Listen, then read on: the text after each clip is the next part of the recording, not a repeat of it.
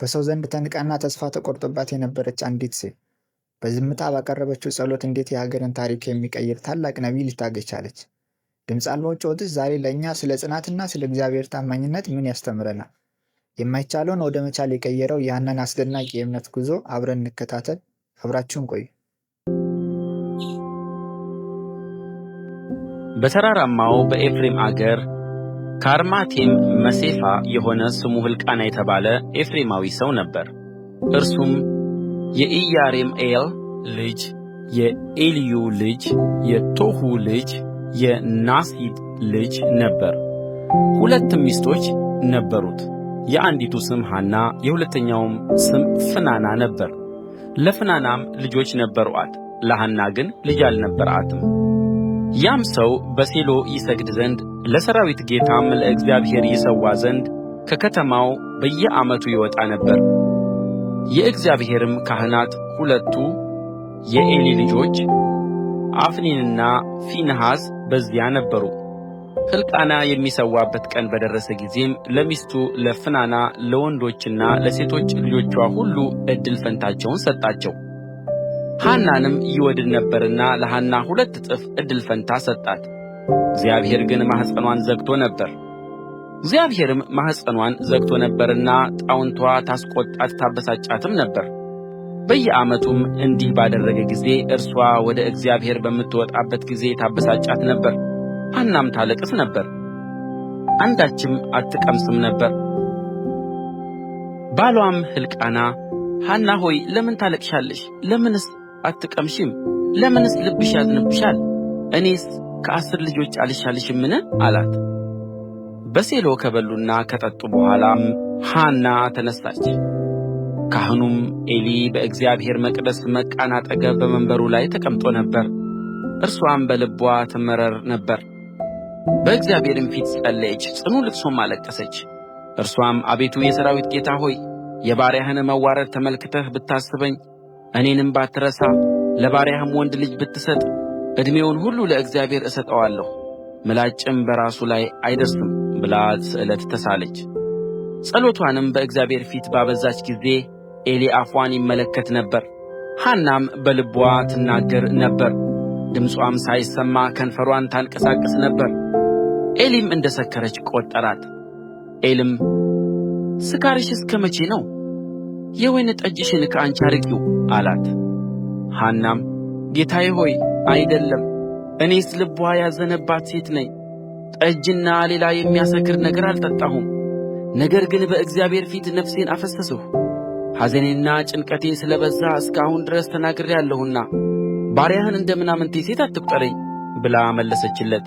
ዔሊም በደኅና ሂጂ፣ የእስራኤልም አምላክ የለመንሽውን ልመና ይስጥሽ ብሎ መለሰላት።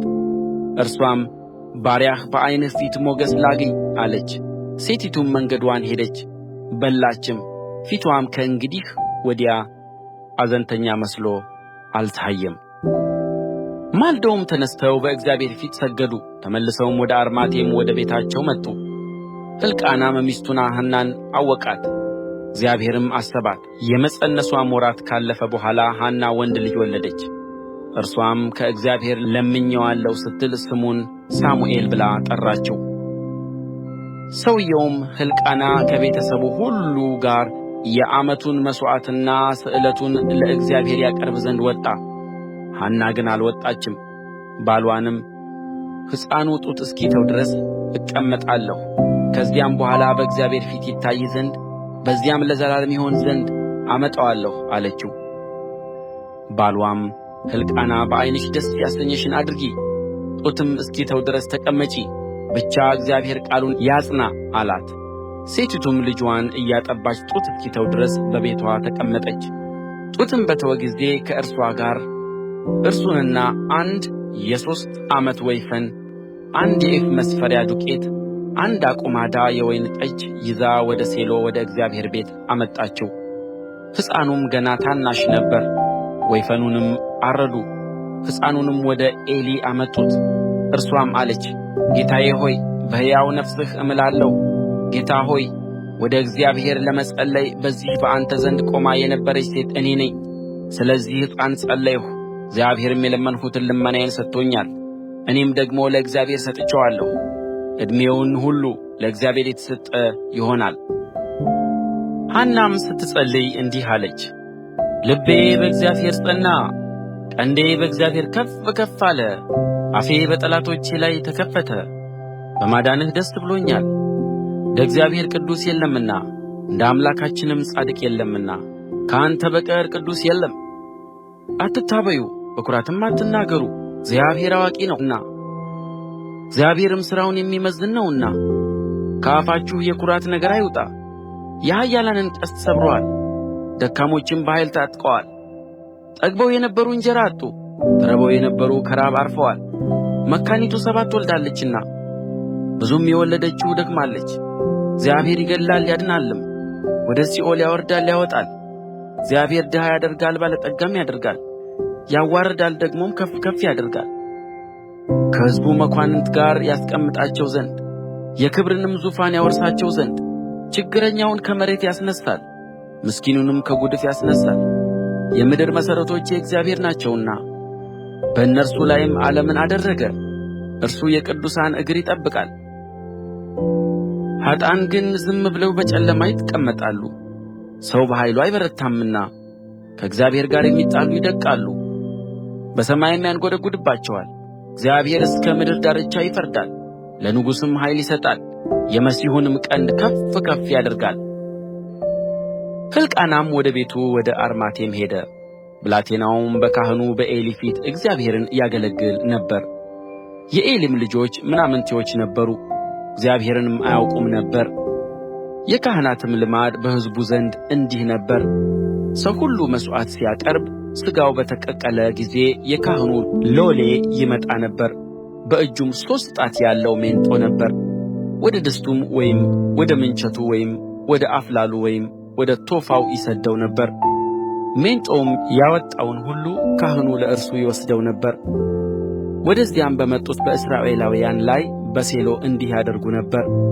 ደግሞም ስቡን ሲያቃጥሉ የካህኑ ሎሌ መጥቶ የሚሠዋውን ሰው እሬውን እንጂ የተቀቀለውን ሥጋ ከአንተ አይወስድምና እጠብስለት ዘንድ ለካህኑ ሥጋ ስጠኝ ይለው ነበር።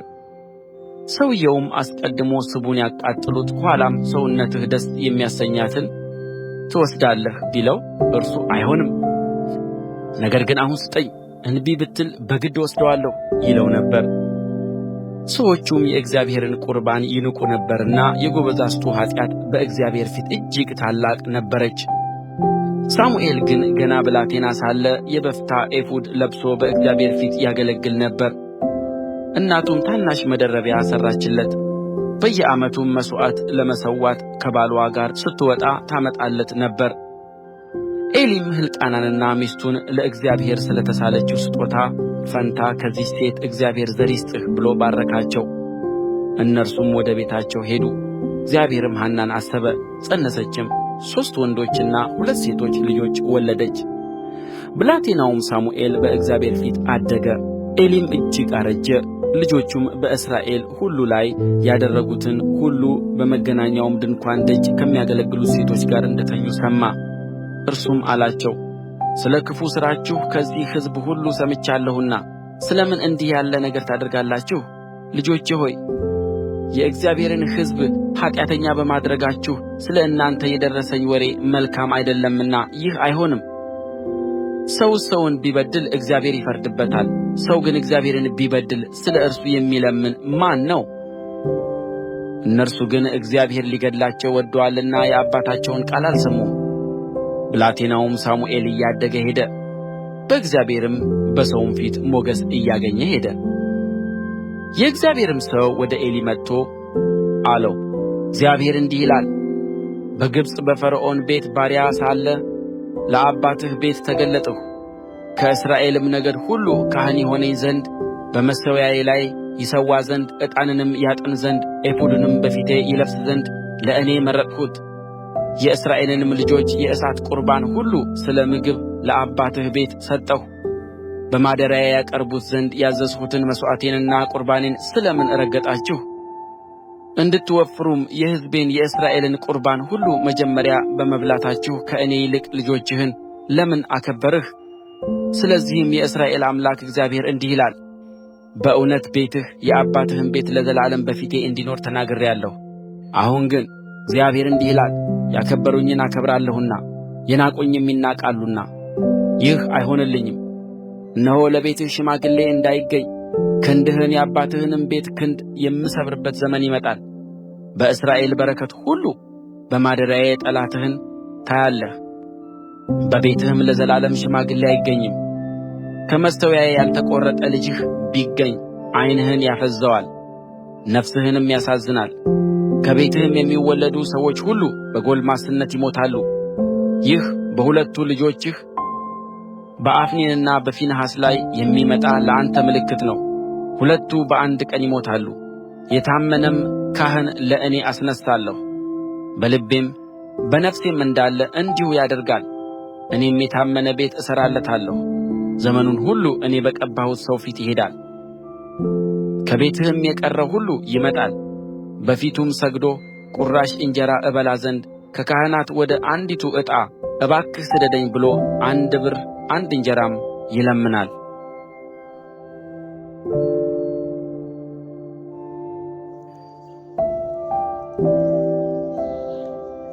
የሐና ታሪክ የተከታተላችሁትን ይመስል ነበር። ከወደዳችሁት ላይክ አድርጉ። እንደዚህ አይነት መሳጭ የመጽሐፍ ቅዱስ ታሪኮችን ለማግኘት የዩቲዩብ ቻናላችንን ሰብስክራይብ በማድረግ አዳዲስ ታሪኮችን ስንለቅ እንዲደርሳችሁ የደወል ምልክቱን በመንካት ቤተሰብ ይሁኑ። እናመሰግናለን። ቸር እንሰንብት።